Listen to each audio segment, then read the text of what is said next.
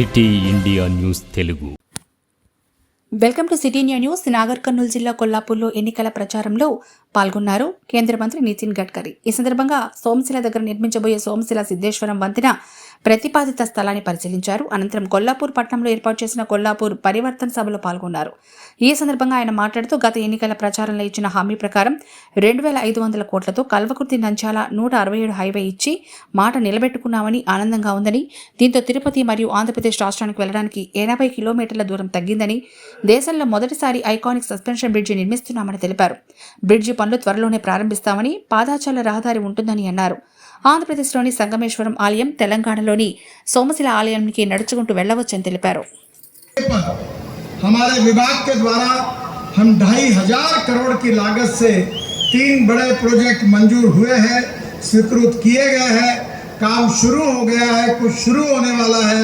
इस बात के लिए मैं आप सबको और सुधाकर राव जी को, जिनके मान पर मैंने ये काम किया, उनको और आपको बहुत बहुत बधाई और शुभकामनाएं देता हूँ.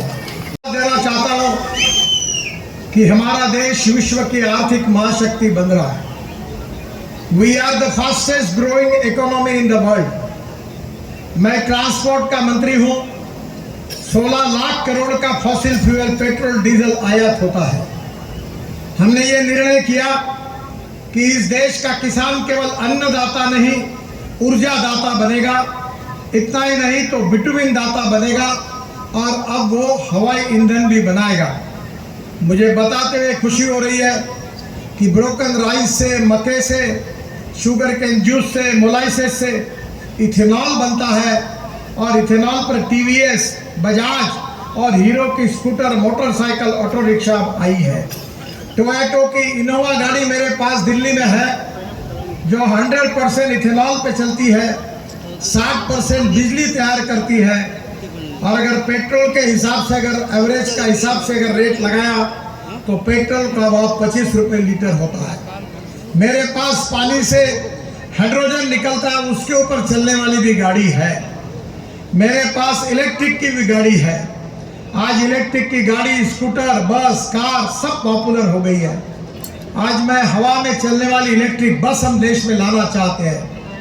मैं इस देश के विकास के लिए मोदी जी के नेतृत्व में हम 21वीं सदी का ट्रांसपोर्ट बनाना चाहते हैं. इंपोर्ट को कम करना चाहते हैं और किसान को ऊर्जादाता बनाना चाहते हैं और गांव समृद्ध और संपन्न बनाना चाहते हैं. गांव गरीब मजदूर किसान का कल्याण करना चाहते हैं और देश को दुनिया की $5 ट्रिलियन की इकोनॉमी बनाकर आत्मनिर्भर भारत बनाने की सोच लेकर हम काम कर रहे हैं. उसके लिए आप सब लोगों का अगर आशीर्वाद मिलेगा तो निश्चित रूप से ये भविष्य तेलंगाना का भी बदलेगा, ये मेरा दृढ़ विश्वास है. बहुत समृद्ध और संपन्न राज्य है. इस राज्य में प्रगति और विकास की अपार संधि है, पर दुर्भाग्यवश तेलंगाना में भ्रष्टाचार और परिवारवाद कायम है. बहनों और भाइयों, मैं एक छोटा सा कार्यकर्ता के रूप में मैंने अपनी राजनीति की शुरुआत की. मेरी माँ एमएलए नहीं थे, पिता एमपी नहीं थे. मैं काले दीवार पर सफेद चुना लगाने का काम करता था, दीवारों पर पोस्टर चिपकाने का काम करता था. कभी मैंने मेरा बायोडाटा नहीं छपाया, कभी मैं किसी के पास कुछ मांगने के लिए नहीं गया. मैं तो छोटे स्तर पर काम करने वाला भारतीय जनता पार्टी का छोटा सा कार्यकर्ता था. पर यह पार्टी की विशेषता है कि जिस कुर्सी पर अटल बिहारी वाजपेयी बैठे, उसी खर्ची पर पार्टी का अध्यक्ष बनने का मुझे सौभाग्य मिला, क्योंकि भारतीय जनता पार्टी ये पिता पुत्र और माँ बेटों की पार्टी नहीं है, ये कार्यकर्ताओं की पार्टी है. मेरे सामने बैठे हुए गरीब जनता, उसमें से जो कार्यकर्ता है उनकी पार्टी है.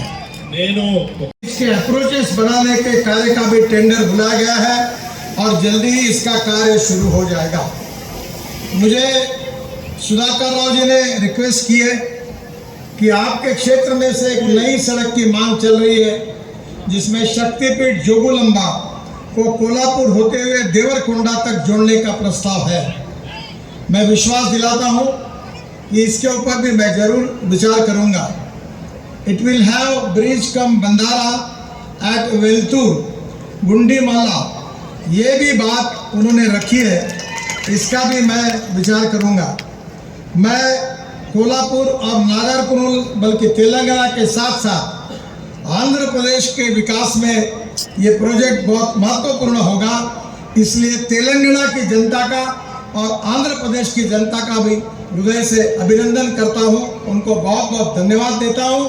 और इसके भूमि पूजन के लिए मैं फिर से एक बार यहाँ आऊँगा और निश्चित रूप से आप सबके साथ इसका भूमि पूजन करके कार्य का शुभारंभ करूँगा। मेरा वादा मैंने पूरा किया है, अब मैं ये देखूंगा कि आपका वादा आप पूरा करते या नहीं करते।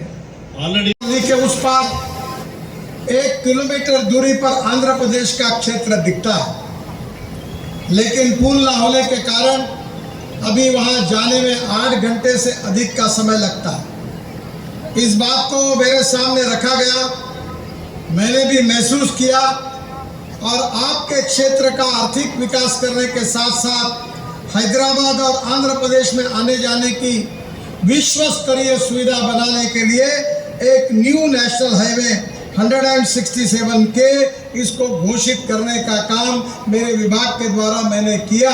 इस बात की मुझे खुशी भी है और निश्चित रूप से समाधान भी है। हैदराबाद करोड़ रुपए की लागत से जो 3 बड़े प्रोजेक्ट आपके लिए स्वीकृत हुए हैं, उसमें पहला प्रोजेक्ट 900 करोड़ की लागत का है, जो 80 किलोमीटर लंबा कलवा कुर्ती से कोल्हापुर तक सड़क 2 लेन पेव शोल्डर चौड़ीकरण का काम शुरू हो चुका है। दूसरा जो है वो 1100 करोड़ की लागत से विश्व की आधुनिकतम टेक्नोलॉजी से बनने वाले 4 lane new iconic cable stayed suspension bridge over river Krishna, इसका इंटरनेशनल टेंडर हमने बुला लिया है और जल्दी इसको हम लोग फाइनल करेंगे। इस आधुनिक पुल के कार्य में सड़क यातायात के साथ टूरिज्म और कल्चर डेवलपमेंट को भी ध्यान रखा गया है। ये हिंदुस्तान का ऐसा पहला ब्रिज है कि जिस ब्रिज पर पेडेस्ट्रियन वॉकवे पैदल चलने के लिए आप सब लोगों को सुविधा की है और जिस माध्यम से तीर्थयात्री और पर्यटक कृष्णा नदी के इस किनारे पर स्थित तेलंगाना के प्राचीन सोमेश्वरालय मंदिर और नदी के उस किनारे आंध्र प्रदेश के स्थित अति प्राचीन संगमेश्वर के बीच आसानी से पैदल यात्रा करते हुए नदी पहाड़ के प्राकृतिक सौंदर्य का आनंद ले सकेंगे। के लिए आया था और उस समय उन्होंने जो मांग की थी वो मैंने पूरी की है, पर आपने उनको चुनकर देने का जो वादा किया था वो बाकी पूरा नहीं हुआ है। आपको यही प्रार्थना करता हूं कि मैंने पिछले समय जो कहा था वो कर दिया है, इस बार जो कहा है वो भी करूंगा, पर मेरी भी आपसे एक मांग है कि सुधाकर राव को विजयी बनाइए और निश्चित रूप से आपकी मांग को मैं पूरी करूंगा।